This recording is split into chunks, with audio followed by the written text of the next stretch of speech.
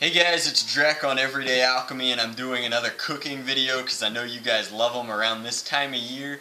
People are doing lots of heavy meals, and I'm no exception. I'm going to be doing a turkey for my Christmas dinner. The Chateau is a wonderful dish, but we wanted to change it up a little bit this year. So this is my fresh butterball turkey. It's about a 13-pound bird. It's important that it's fresh, not frozen.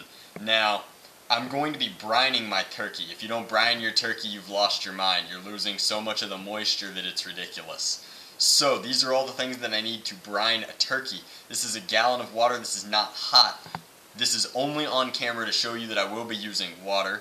I will have a hot gallon of water to add for a total of 2 gallons that I will dissolve my salt in. Now this is kosher or Canon salt. And it's important that you don't use table salt because table salt is way too concentrated, and if you use this much table salt, I have a cup and a half of Canon salt. If you use that much of table salt, you'll oversalt and kill your turkey, so you definitely want to use kosher or Canon salt. This is a tablespoon of black pepper, and this is a third of a cup of brown sugar. Now this is 3 tablespoons of minced garlic. It's on here if you want it, but I hate garlic, so that's gone. We're not going to worry about that. Again, brown sugar, black pepper, salt, and Worcester sauce. I believe I've got a 1/4 cup of Worcester sauce and the bird itself. Now this bird is fresh. It's got a pop-up timer built into it. I've got to take off the netting, I've got to take off the bag, and then I'm going to pull out the gizzards. It is a rookie mistake to leave the gizzards inside your turkey. Whether you're brining it or cooking it or whatever, you've got to remove those first. And without any further ado, I'll start combining these ingredients in this, which you can't see, but I'll cut to it. This is my disposable bag that I'm going to be brining the turkey in. It's just a black garbage bag, and it's seated in a cooler, which we'll get to the reasoning behind that later. This is just a quick segment showing that I've heated a half a gallon of the water, and I'm slowly adding in my salt and dissolving it to create a solution to brine the turkey in. I just wanted to show that before I added in all the other ingredients. You guys will know that your saline solution is complete when it's gotten to not quite a transparent but a clear color like this. It's definitely done dissolving at this point.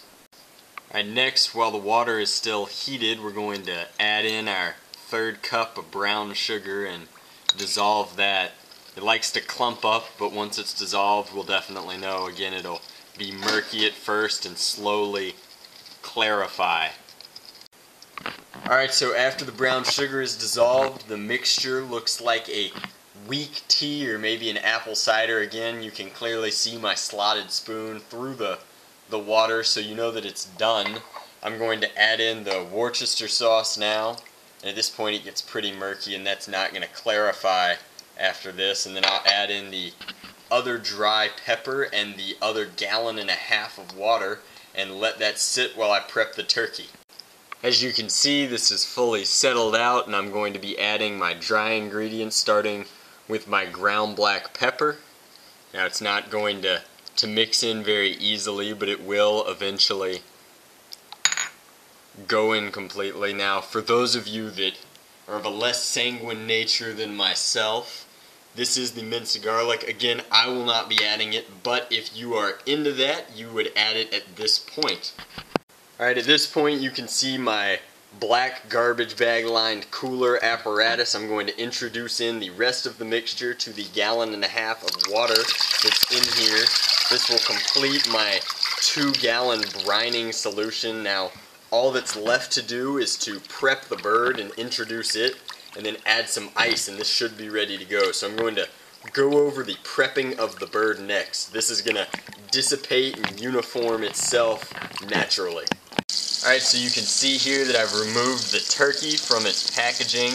I've gutted the giblets out, and now I'm going to rinse it off with some cold water. Now, after this, I'm going to clean it up just a little bit, make sure that there's nothing left inside, and I will introduce it to my brine and seal that up. Okay, so we've rinsed off the bird, we've cleared all the cavities, and now it's time to introduce it to the brining solution. Just going to set that in there, and then after this it's pretty simple to the degree that I'm not going to film it. I'm going to tie it up inside the bag, and then I'm going to cover the entire cooler with ice and let it set that way. At this point I've tied up the turkey and I'm going to introduce ice. It's as simple as hot air rises and cold air falls. So I'm not really introducing any ice underneath it. All the ice is going on top. And then I'm going to seal up this cooler. And after I seal it up, I'm going to throw it in my cold garage. Now the brining process is optimized at 24 to 48 hours, so I'll probably leave it in there for the rough median of that time, somewhere around 30. And then I'll bring it out and show you what I end up doing with it. But that's as simple as it is to brine the turkey. And you might want to click here for part 2 of this, where I'll show you what we end up preparing